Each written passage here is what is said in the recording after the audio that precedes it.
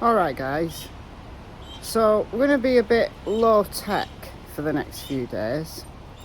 Those of you who've been in my lives over the last couple of weeks will know that I brought the screen on one of my laptops, one of the laptops that I use for live streaming.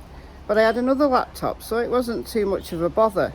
But I took the broken laptop in for repair on Friday. What did I do this morning?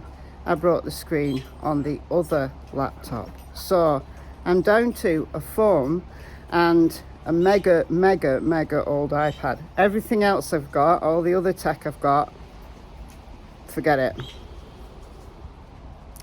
So we're a bit low tech. I'm gonna be recording videos on my phone until I get at least one of those items back.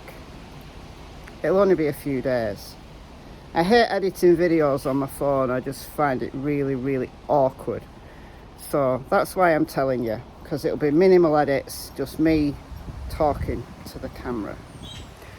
Alright, so I want to talk about this thing, right? Really, I nearly fell then. I want to talk about this thing, this bizarre similarity between the Delphi case and the Idaho case, right? So Richard Allen, accused killer of Abby and Libby in Delphi, Indiana in 2017. He was arrested last October. And then we've got Brian Kohberger, the accused killer of Kaylee, Maddie, Ethan and Xana from Moscow, Idaho. And he was arrested at the end of December. And yeah, it was only like, what, 6 weeks or something like that after the murders happened that Kohberger was arrested. Very different in the Delphi case. Murders happened in 2017. There wasn't an arrest made until 2022 because apparently there was a clerical error, and Richard Allen had come forward in the early days matching the description. People had said that they'd seen a guy on the bridge, and yeah, for whatever reason it wasn't followed up. And it was only when somebody went back to look at the old notes, this is why you should go back and back again over cases. Cops do it, everyone should do it. That they realised that they'd missed this guy. And when they looked into him, hey presto, they got evidence enough to arrest him. Now, what's the similarity, I hear you say? Well, both of these guys, first-time killers, as far as we know. And no, there's no connection between the two cases, completely separate cases, different areas of the United States, different accused killers, no connection between them. But the similarity, there's two similarities, both of them were knife attacks.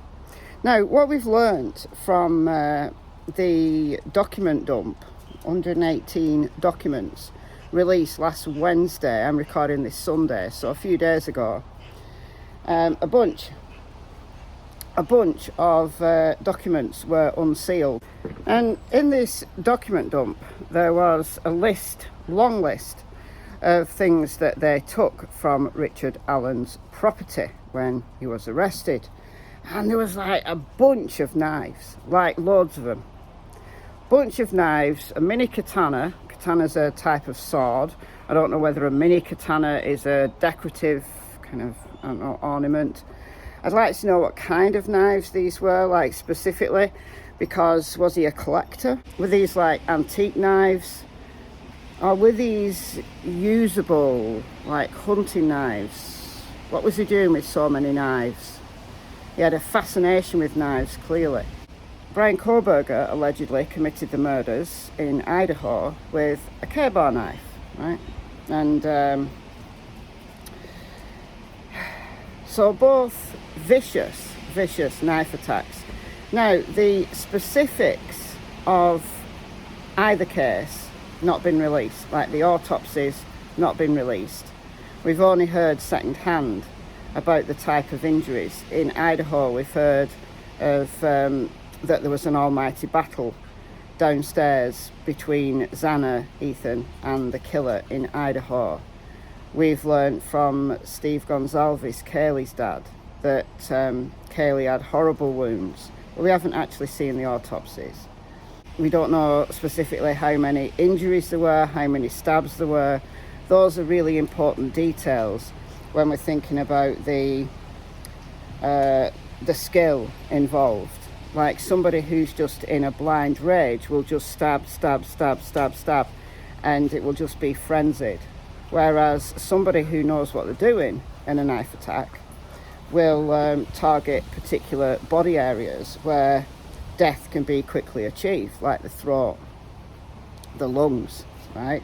And you're not going to scream. If you're stabbed in the throat or slashed in the throat, you're not going to scream for obvious reasons. So that might be why there wasn't a lot of sound in the Idaho case. That's all we know at the moment. We don't know the specifics. In Delphi, we know even less. We know that the implement used was a sharp-bladed object. Now, people have been really surprised that this has come out this week in the document dump, that there's mention of a knife or a sharp object. We knew that already. Do you remember, what's his name, Ron Logan? I think his name's Ron Logan. I know his surname's Logan anyway. Who was accused of the Delphi murders early doors because the girls were found on his land. So he was investigated early doors. And some people still believe that it was Logan who did it. And there was a PCA that was released in that case. And it's redacted, but it says sharp-bladed weapon or a sharp-edged weapon or something like that. So we knew the girls were stabbed to death, but we also know that a bullet was found. Not a spent one, probably as some form of threat. Like, release a bullet to show that there's one in the chamber and this is very much loaded. So it's a scare tactic. And one person taking on two people, you've got to have them scared, right? But what's this bizarre similarity? Well, that's bizarre enough that these are both stabbing deaths, but that's not bizarre in itself. It's horrific. But, you know, lots of murders are through stabbing, so that's not the unusual similarity. The unusual similarity, the bizarre thing for me, is that these are both horrendous attacks, and apparently these two killers have done it for the first time. So Brian Koberger, accused in the Idaho case, and based on the evidence we've got at the moment, I believe it's him. I believe they've got their man, and you can correct me in the comments because I know you love to. All the reasons why it isn't Koberger, I believe it is Koberger. Go and see my recent videos on this case for the reasons why I do think it's Koberger. But a quadruple murder for your first murder is that's pretty unusual. Like, people who go on to become serial killers tend to amplify the damage that they do to victims, the sophistication of the murders, or even the amount of murders committed at the same time. Look at Ted Bundy, for example, right? His murders kind of escalate. I mean, every murder is horrible, but serial killers, they tend to escalate because they're addicted. They're addicted to the buzz of murdering. And they escalate, either the number of people they kill at a time, or the amount of violence they use, or the time between different murders. Same with Richard Allen. This was horrific. Two teenage girls, aged 13 and 14, just stabbed to death. Why? What was the motive? Why was he walking about, if it's him, why was he walking about with a knife and a gun? Does he take a knife and a gun with him on all his walks, does he? Okay, I know some people do go armed, and that's fair enough. But horrible for their first time. And, you know, and I think in the Idaho case, law enforcement have been puzzled by this. You know, they've looked at all the comparable murders in the counties in Pennsylvania that Koberger's had any connection with, like since he was young, like where he lived, where he went to school, and there's nothing of note. His parents were asked to give evidence at a grand jury recently regarding another case in Pennsylvania. I did make a video about that at the time, and we've not heard of anything that's come of that. We don't even know if it's connected to Brian Koberger. But we do know that his parents had to give evidence. They were subpoenaed at a grand jury. Didn't want to give evidence, but they were subpoenaed. They had to.